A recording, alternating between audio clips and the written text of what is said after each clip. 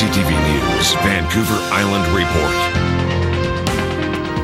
Good evening. The body of a 32-year-old woman has been recovered from the waters off Gabriola Island. Police say she was behind the wheel of a car that went speeding off the dock of the island's ferry terminal early yesterday morning. It's believed she lived on the island with her husband and 2 children, but her name is not being released. CTV's Chandler Grieve has the latest. More than 24 hours after a vehicle slams through the barricades at Descanso Bay, police divers slip beneath the surface in their second attempt to recover the body of the woman behind the wheel. At approximately 1:00 p.m. today, I can confirm that the RCMP divers, with the assistance of Canada Surface Boards Agency and our patrol vessel Hecate, were able to have the divers go down into the water. At approximately 120 feet, they located a body of a female inside the vehicle. The victim is a 32-year-old woman.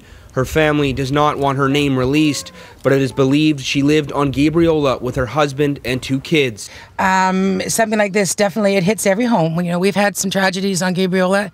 Really, it's one of the strangest things I've ever heard about.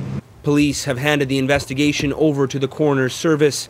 They say there is nothing criminal about the woman's death. It will be left to the coroner to try to find out why she drove off that ramp to her death.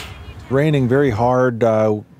We saw something reflective, as I say, about 200 feet away, which I thought at the time perhaps might be the bumper of a vehicle. BC Ferries delayed service for about 4 hours today to give divers space to work.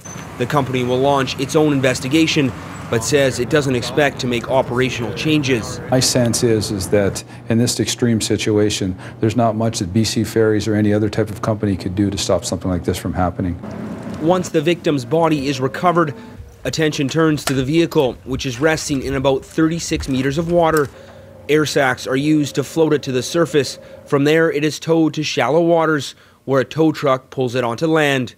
With the body and vehicle out of the water, BC Ferries is now resuming regular service and says the ferry dock is safe. There were very minimal repairs needed to both the dock and the vessel.